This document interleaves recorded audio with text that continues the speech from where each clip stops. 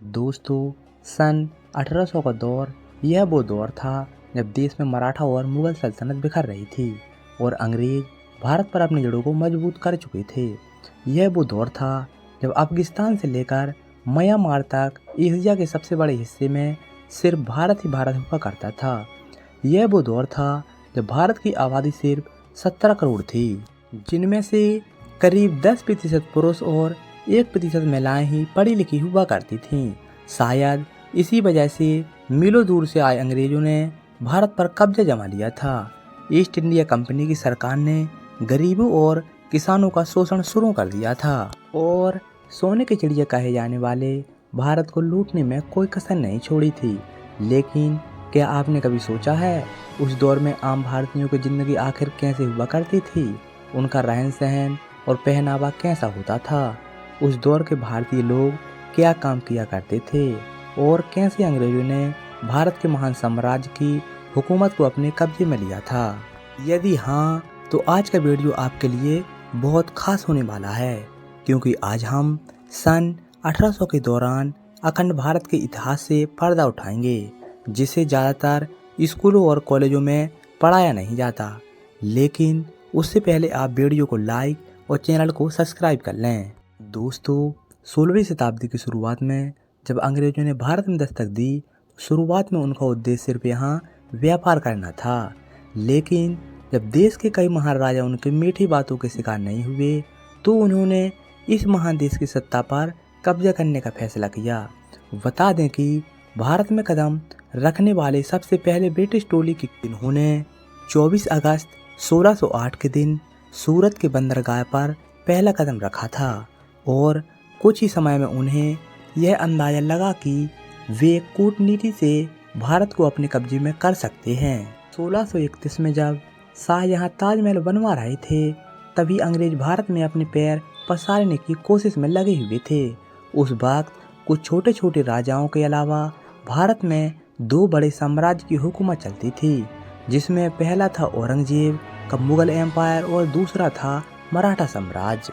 यह दोनों शक्तियाँ इतनी ताकतवर थी कि इनके सामने अंग्रेज चाय के नमक के बराबर थे, मगर इनकी सबसे बड़ी कमजोरी थी एक दूसरे से नफरत करना। यह देख अंग्रेज एक तरफ इन दोनों सल्तनत के राजाओं के तलवे चाटते रहे और यह जताने की कोशिश करते रहे कि हम आपके साथ हैं, लेकिन दूसरी तरफ बड़ी चालाकी से कूटनीति करके इन दोनों साम्राज्य में कई लड़ाइयाँ करवाईं और खुद बाजी मारने के लिए सही मौका का इंतजार करते रहे।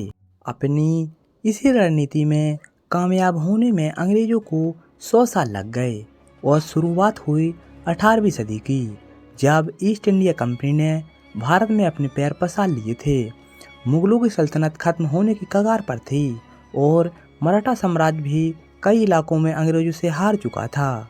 एक तरफ वे गरीबों और किसानों का शोषण कर रहे थे, वहीं दूसरी तरफ शिक्षा और पैसों की लालच देकर युवा भारतीयों को ही अपने ब्रिटिश आर्मी में भर्ती करना शुरू कर दिया था। वे भारतीय व्यापारियों से बहुत ज़्यादा कर वसूलते थे। उन्होंने यहाँ पर अपनी फैक्ट्रियाँ खोल रखी थीं, जहाँ सस्ते में बना माल एक्सपोर्ट करके वे अंधाधुंध पैसा छाप रहे थे और यह पूरा पैसा भारत से सीधा ब्रिटेन जाता था, जिस वजह से भारत में आर्थिक संकट के दौर की शुरुआत हुई। भारतीयों की कमाई, पैसों की किल्लत और लगान। आपने यह कहावत तो सुनी होगी कि मेरी ज़रूरतें बहुत कम हैं, जो 1800 के दौर में 90% भारतीयों के लिए सही साबित होती है।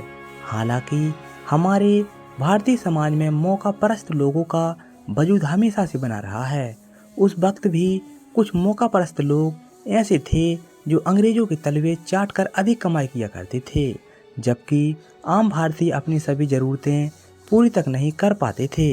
एक तरफ जमींदार किसानों को कर्जा देकर ज़्यादा ब्याज लेकर उन्हें लूटा करते थे, वहीं दूसरी तरफ किसान बाढ़, सूखे जैसी समस्याओं का सामना करते थे और अंग्रेजों द्वारा लगाया गया जानलेवा लगान तो किसानों की कमर ही तोड़ देता था। वहीं जो लोग खेती नहीं करते थे, उनमें से कुछ छोटा मोटा व्यापार करते थे, जिन्हें अंग्रेज टैक्स और हफ्ता वसूली करके लूटते थे। जबकि कुछ लोग मजबूरी में चंद पैसों के लिए अंग्रेजों की फैक्ट्रियों में काम किया करते थे। दोस्तों, उस दौर के भारत की एक चीज बहुत अच्छी थी, वो है बार सिस्टम, यानी सामान के बदले सामान देना।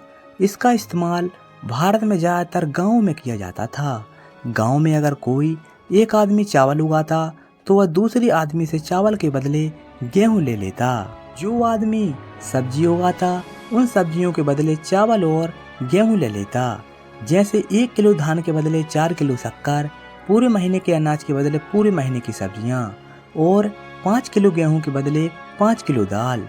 इससे फायदा यह होता था कि खाने पीने की हर चीज गांव में मिल जाती थी और इसके लिए पैसे चुकाने की जरूरत नहीं पड़ती थी। इसलिए गांव में पैसे का चलन बहुत कम था।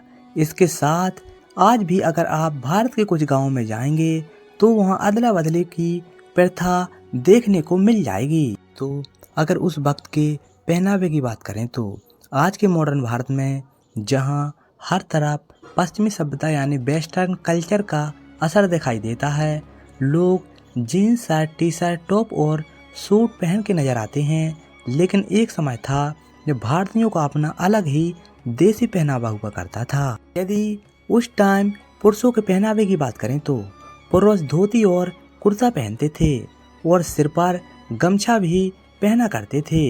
औरतें साड़ी पहनती थीं। छोटे छोटे बच्चे ज्यादातर निक्कर में खेलते कूदते नजर आते थे, जबकि कुछ जमींदार अंग्रेजी पहनावा पहना करते थे, जैसे जीन्स और शर्ट। भारत की ये सादगी और विविधता उन्हें अंग्रेजों से खास बनाती थी। यहाँ रहने वाले कुछ बड़े बुजुर्ग उस वक्त का सादा पहनावा पहनते हुए देखे जा सकते हैं, लेकिन हम में से ज्यादातर युवाओं को आज लुंगी पहनना भी नहीं आता, जो थोड़ा निराशाजनक जरूर है। व्यवहार, रहन सहन और काम धंधा, आज इंसान चांद पर पहुंच गए, मंगल ग्रह पर, और ना जाने कहां कहां, और फिर आर्टिफिशियल इंटेलिजेंस ने दुनिया को बदल कर रख दिया। लेकिन सन 1800 के आसपास भारत में टेक्नोलॉजी का कोई नामो निशान नहीं था, लेकिन हर भारतीय का जीवन सुकून से भरा था। बात करने के लिए तार से जुड़ा टेलीफोन तक नहीं था, लेकिन दिल से दिल का कनेक्शन मजबूत था। रिश्तेदारों से महीनों और कई सालों तक मिलना मुश्किल था, लेकिन मन में इज्जत और लगाव जरा भी कम नहीं था। और मिट्टी से बने घर भले ही कच्चे थे, लेकिन लोगों के दिल बड़े सच्चे थे। यातायात के सिर्फ बैलगाड़ी साधन थे, लेकिन लोगों के शरीर में बहुत ताकत थी। जेब में पैसों की फूटी कौड़ी ना हो, फिर भी चेहरे पर सिकड़ नहीं थी। और भाईचारा ऐसा था कि एक आवाज पर पूरी गांव की भीड़ इकट्ठा हो जाती थी। मित्रों, उस दौर में जमीन छोटी हो या बड़ी, ज्यादातर लोग खेती करना ही पसंद करते थे, और भारतीय किसानों की पसंदीदा फसल नील, कटोन, अफीम, गेहूं और धान ही हुआ करती थी, जिसे किसानों से खरीदकर अंग्रेज विदेशी मार्केट में अच्छी कीमतों पर बेचते थे। लोग खेती के साथ साथ पशुपालन भी करते थे। जो लोग खेती नहीं करते थे वे अंग्रेजों की फैक्ट्री में काम किया करते थे। शाम होते ही सभी लोग अपने घर में आकर भजन कीर्तन और सत्संग किया करते थे, जिसके लिए घरों में दिए भी जलाए जाते थे, क्योंकि इस दौर में भारत में बिजली नहीं थी। फिर लोग रात में जल्दी सो जाते थे और सुबह जल्दी उठकर काम पर चले जाते थे। 18वीं सदी के लोग बुजुर्गों का बहुत मान सम्मान करते थे, और घर से लेकर गांव में वही होता था जो बड़े बुजुर्ग कहते थे। हालांकि वह ऐसा दौर था जब भारत में सबसे ज़्यादा भारतीय भेदभाव होता था। अलग अलग धर्मों में थोड़ा बहुत टकराव होना आम था, लेकिन एक ही धर्म में भी जाति व्यवस्था को माना जाता था। यह जातियां हिंदुओं को 4 मुख्य श्रेणियों में विभाजित करती थीं: ब्राह्मण, क्षत्रिय, वैश्य और शूद्र, जिनमें दलितों और बाकी छोटी जातियों के साथ काफी भेदभाव किया जाता था। और यह भेदभाव तो पिछले 200 वर्षों से चला आ रहा है, जिसके खिलाफ डॉक्टर बाबा साहब अम्बेडकर ने काफी बड़ी जंग लड़ी थी। और 20वीं सदी में देश में क्रांति ला दी थी। तो उस दौर में अंग्रेजों ने ही डिवाइड एंड रूल नीति को अपनाकर भारतीयों की एकता को भंग करने के लिए जातिवाद को और ज्यादा बढ़ावा दिया। लोग अपनी जाति के हिसाब से ही काम किया करते थे, जैसे कि धोबी कपड़े धोते, कुम्हार मिट्टी के बर्तन बनाते, नाई वाल काटते थे। इस तरह हर कोई अपने हिसाब से काम धंधा किया करता था। शिक्षा और साक्षरता अगर बात करें पढ़ाई लिखाई की, तो आपको जानकर हैरानी होगी कि उस वक्त भारत में पढ़े लिखे लोगों की संख्या बहुत ही कम थी। देश में सिर्फ 10% पुरुष और 1% महिलाएं ही पढ़ी लिखी थीं। हालांकि बिना पढ़ाई लिखाई के ही भारत में रहने वाले सभी लोग किसी न किसी काम में बहुत निपुण थे। कुल मिलाकर उस वक्त भारत की कुछ चीज़ें बेहद अच्छी थीं तो कुछ बहुत खराब। कहीं पर लोग बहुत खुश थे तो कहीं पर बहुत दुखी। लेकिन भारत हो या दुनिया का कोई भी देश, सदियों से संतुलन बनाए रखने के लिए कुदरत का यही नियम चलता आया है। तो मित्रों, अगर आपको भी अखंड भारत के महान इतिहास पर गर्व है तो कमेंट बॉक्स में हमारे देश की तारीफ में 2 शब्द जरूर लिखिए। तो दोस्तों, सन 1800 का दौर आपको कैसा लगा? यदि आपको यह वीडियो अच्छा लगा हो तो वीडियो को लाइक और चैनल को सब्सक्राइब कर देना। मिलते हैं अगले नए वीडियो के साथ। तब तक के लिए आपका बहुत बहुत धन्यवाद।